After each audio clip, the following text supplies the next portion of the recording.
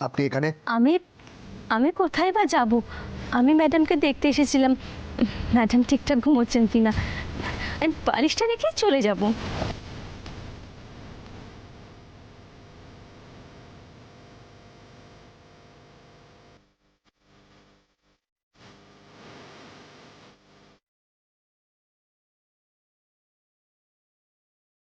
Lights on করতে কি খুব প্রবলেম হতো? না স্যার, ম্যাডামের ডিস্টার্ব হবে তাই আমি লাইটটা অন করিনি। আপনি এখন এসে গেছেন, আমি নিশ্চিন্ত। Good night. Good night sir.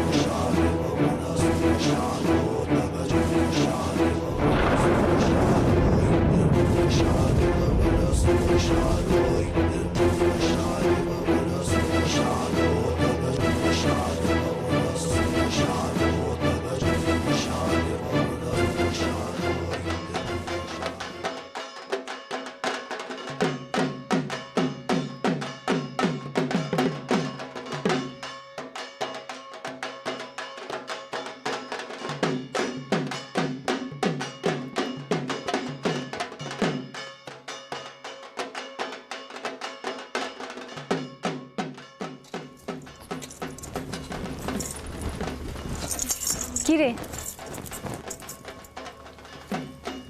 তুই একেবারে কাজ ছাড়া থাকতে পারিস না? না, কর্মের মধ্যেই তো আমার মুক্তি। সবে সবে আবার ঠিকমতো সংসার করতে শুরু করেছিস, সহজে তোর মুক্তি নেই।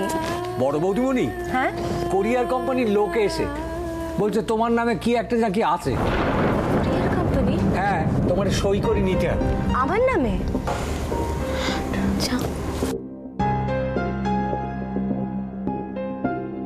চলো তো দেখি। আপনিই পরমারা? হ্যাঁ, আমি পরমা। আপনার নামে একটা গিফট পার্সেল আসছে, একটা সাইন করে দিন প্লিজ। হ্যাঁ দিচ্ছি। এখানে এখানে? আচ্ছা।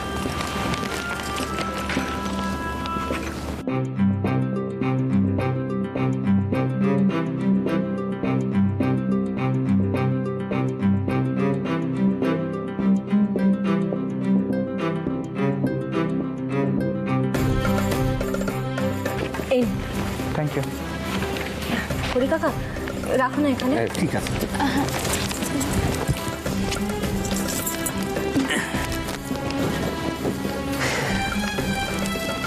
এটা কি দিদি ভাই? কিছুই তো বুঝতে পারছি না, কে পাঠিয়েছে, কেন পাঠিয়েছে, কিছু বুঝতে পারছি না। কি লেখা আছে বলতো? শোনো না, একটা কাজ করো, হ্যাঁ, চটপট এটা খুলে ফেলো, তাহলেই তো বুঝতে পারবো কি পাঠিয়েছে বা কে পাঠিয়েছে। ঠিক আছে, তুই খোল না। খোলে না তুমি, তোমার নাম করে পাঠিয়েছে।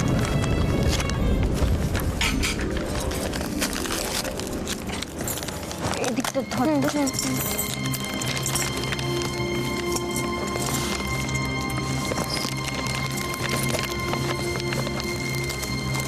সব কি রে রাশি, বাবা কত কিছু।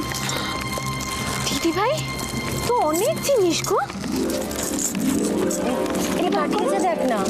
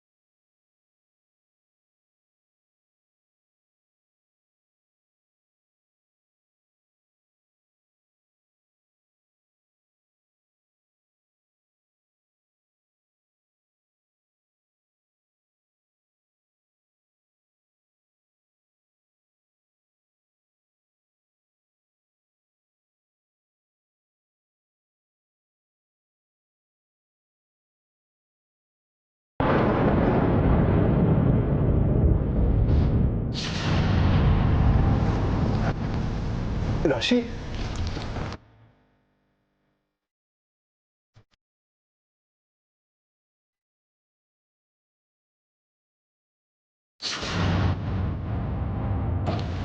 বলছি আই এম সরি।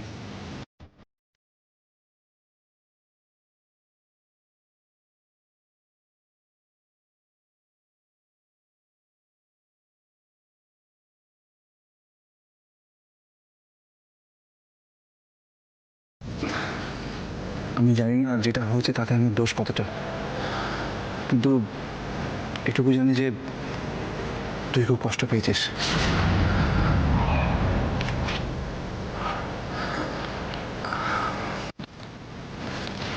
জি, আমি চাই না যে তোর আমার মধ্যে কোনো রকম ভুল বোঝাবুঝি থাকুক। আই এম সরি বুঝি, প্লিজ।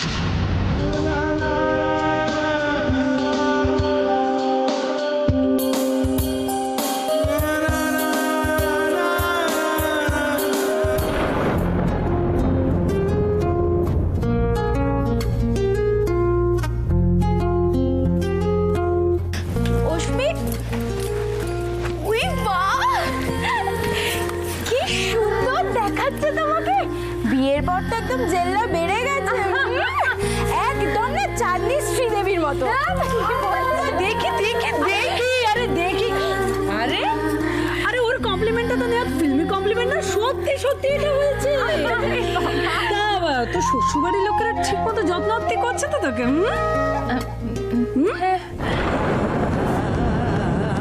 তোমাদের রাত্রে কিছু রান্নাবান্না করতে হবে না, আমি রাতের খাবার দাবার সব কিছু নিয়ে আসবো। হ্যাঁ থাক, তোমার আর আমাদের জন্য খাবার দাবার আনতে হবে না। বরং যদি পারো তোমার বড়লোক মাকে বলো বরপণের টাকাটা পেলে আমার মেয়েটার একটা হিল্লে হয়। মা,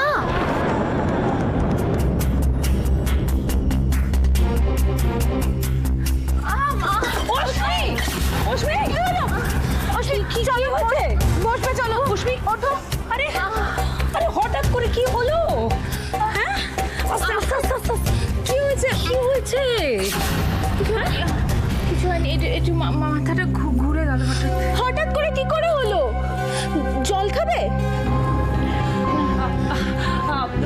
অশ্মি, শোন না, ভাবছিলাম কি যে আজকে ফ্যামিলির সবাই মিলে আমরা একটা বাইরে ডিনার করতে যাব, তো তোর যখন শরীরের এই অবস্থা আমি বরং প্ল্যানটা পোস্টপোন করে দিয়ে আসি। হ্যাঁ না না মাসিমণি, শোনো শোনো শোনো, আমি ঠিক আছি, কিন্তু হঠাৎ তোমরা বাইরে? আজকে ভাসানের পর বাড়িতে খাওয়া দাওয়া বন্ধ, তাই মাইমা ভাবছিলেন যে হ্যাঁ, তো ঠিক আছে, যেরকম ভাবা সেরকমই হবে, প্রবলেমটা কোথায়? আর আমি আমি ঠিক আছি, হ্যাঁ, কোনো প্রবলেম নেই। আচ্ছা ঠিক আছে, তাহলে আজকের ট্রিটটা আমি দিচ্ছি। তুই খাবি? খাতেই পারিস। তা দেবের কোনো প্রবলেম হবে না তো? না, কিসের প্রবলেম? তুমি বলো কত টাকা লাগবে? ফুল ফ্যামিলি যদি ডিনার করতে যাই তাহলে সব মিলিয়ে অ্যাটলিস্ট 5 থেকে 7,000।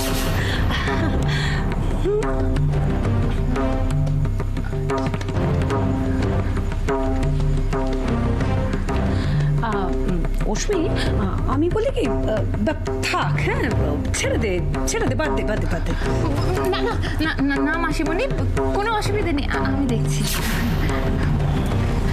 দেব দেব, কি হলো? বলছি কিছু টাকা দাও তো। হ্যাঁ, কত টাকা বলো? দাও না। হ্যাঁ দিচ্ছি, দাও। আরো দাও। আর তো নেই। আর নেই মানে? নেই মানে নেই। কেন, কি হলো?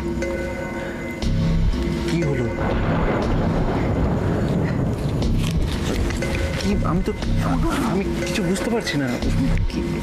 বলছি তুমি মাত্র 500 টাকা নিয়ে এসছো। 500 টাকা কি হয়? কত কিছু লাগতে পারে, অনেক কিছু আনার হতে পারে কিছু। তুমি কি বলো তো, কি হতো তুমি 500 টাকা? তুমি কেন এরকম?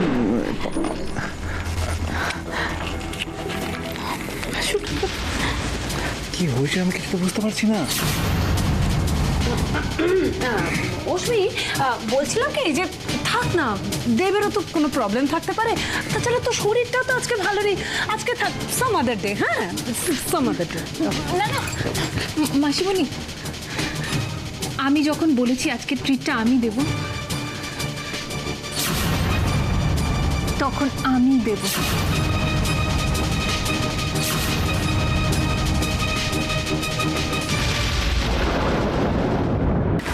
মিনিমাম একটা টাকাও থাকে না তোমার কাছে? আজকে সবার সামনে আমার কতটা ফেস লস হলো বলো তো। সবাইকে বললাম আমি খাওয়াবো, তারপরে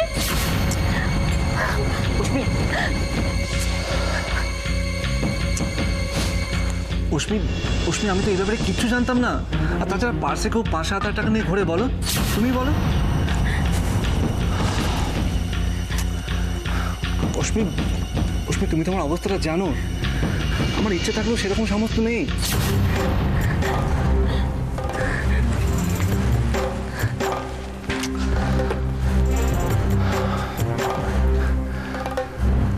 কখনো কখনো আমার মনে হতে জানো, তুমি আমাকে বিয়ে করে কোনো ভুল করছো না তো?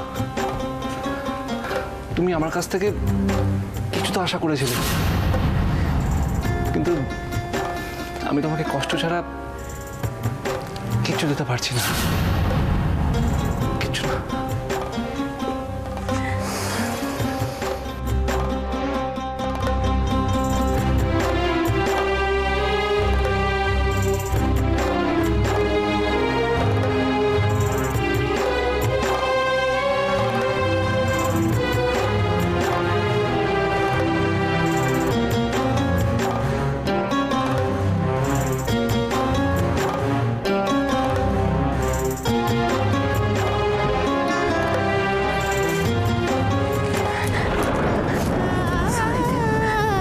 সরি সরি, আমার ভুল হয়ে গেছে। আসলে আমি তখন বুঝতে পারিনি অবাক। কিন্তু আমি সব বুঝতে পেরেছি। তুমি যখন সবাইকে কথা দিয়েছো, তখন এর কথার খেলা পাবে না। আমি সব ব্যবস্থা করছি, দাও। কিন্তু কিন্তু কি করে? বললাম না, কথা ইজ কথা। তুমি কোনো টেনশন করো না, আমি সব ব্যবস্থা করে ফেলবো। ওকে? তুমি তুমি সত্যি বলছো? আমি তোমার জন্য কিছু না করতে পারি, এইটুকু ডেফিনেটলি করতেই পারি, বুঝলে?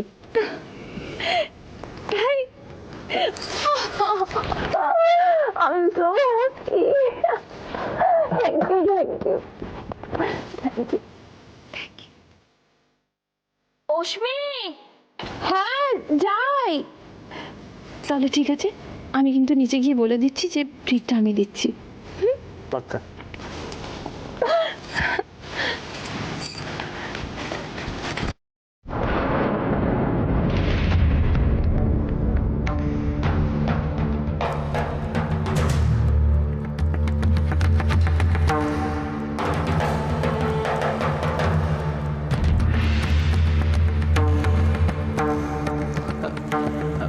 হ্যালো রাজদা, একটু একটু ফেভার করবে প্লিজ? আমার ইমিডিয়েটলি 5-7 হাজার টাকা দরকার। হ্যাঁ, কিছু পার্সোনাল কিছু কাজ আছে। ও হ্যাঁ, থ্যাংক ইউ সো মাচ। হ্যাঁ হ্যাঁ হ্যাঁ, আমি আসছি। হ্যাঁ, ওকে, ইয়েস।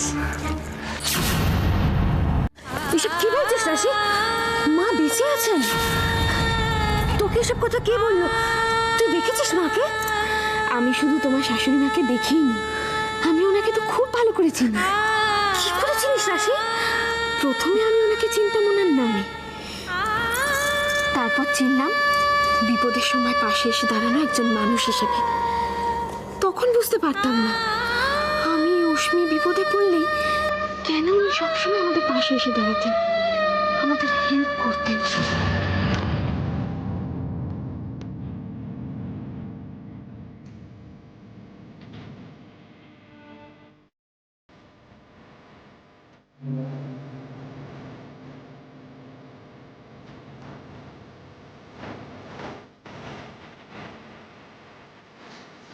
কোনো কারণ আমাকে উনি কোনোদিনও বলেননি। তখন আমার কাছে ওনার পরিচয় ছিল শুধু নন্দিনী ম্যাগাজিনের ওনার হিসেবে। তারপর তারপর সব সত্যি একদিন সামনে এলো। কবে বলো তো? তোমার মনে আছে যেদিন মার কাছে একটা ফোন এসেছিল এবং মা সঙ্গে সঙ্গে বাইরে বেরিয়ে গেছিলেন?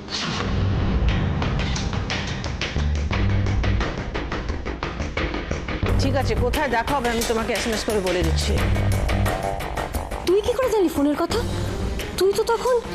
আমি এ বাড়িতে এসেছিলাম তোমাদের সঙ্গে দেখা করতে। ও, তার মানে ন্যানি তোকে ঠিকই দেখেছিল সেদিন। হ্যাঁ দিদিভাই, মাকে হঠাৎ ওভাবে বেরিয়ে যেতে দেখে আমার খুব সন্দেহ হয়েছিল, আর সঙ্গে সঙ্গে মার পিছু নিই আমি। তারপরেই আমি জানতে পারলাম যে... আস্তে, সত্যি কথাগুলো শুনতে খুব খারাপ লাগছে অপা, কিন্তু এটাই তুই। সেদিনই আমি প্রথম জানতে পারলাম উনি অপলা রয়ের দিদি অপরূপা রয়। আমার সিদ্ধার্থকে, পরমাকে আর তোজোকে প্লিজ ফিরিয়ে দে অপা, প্লিজ।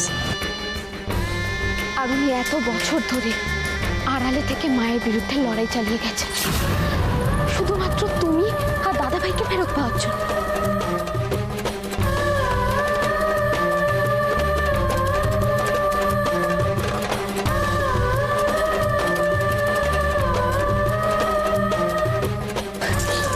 তুই এতদিন কেন আমাকে সব বলিসনি রাশি? কেন বলিসনি তুই? বলতে কি আমার ইচ্ছে করেনি দিদিভাই, কিন্তু সব কিছুর একটা সময় আছে। আর আমার মনে হয় মা দাদাভাইকে সব কথা বলেছেন। এসব কি বলছিস তুই? সেটা তো জানে এসব। ও যদি জানে তাহলে ও কেন নিজের মাকে ভুল বুঝছে? এত কষ্ট, এত অপমান সহ্য করে দিনের পর দিন কেন পড়ে আছে বাড়িতে? মা নিশ্চয়ই দাদাভাইকে সেইভাবে কথাগুলো বলেননি যেভাবে আমি তোমাকে বললাম। আমি জানি তোমার মনের মধ্যে এখন অনেক প্রশ্ন আসছে। একটু অপেক্ষা করো, দেখবে সব প্রশ্নের উত্তর পেয়ে যাবে। আমাকে একটা প্রমিস করো, তুমি এক্ষুনি এই কথাগুলো কাউকে বলবে না। বলো। আমার এসব কিছু বিশ্বাস হচ্ছে না রাশিয়া, আমি কিছু বুঝতে পারছি না, কিছু বুঝতে পারছি না। বিশ্বাস করতে হবে না, ভুলে যাও আমি যা যা বলেছিলাম। খালি দিদিভাই, দিদিভাই তুমি আমার উপর একটু ভরসা রাখো, একটু। আমি নিজের থেকেও বেশি লোকের বিশ্বাস করি রাশি, তোর উপর আস্থা রাখি।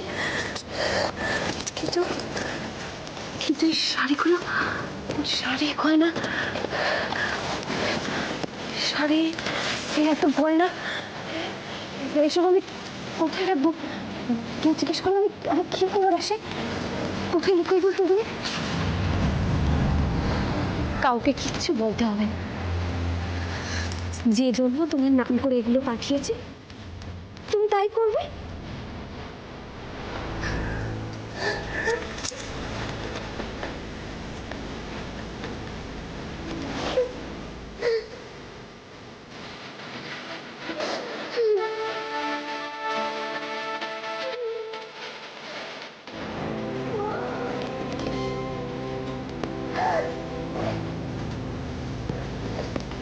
ওনার সাথে দেখা করতে যাবে দিদিভাই?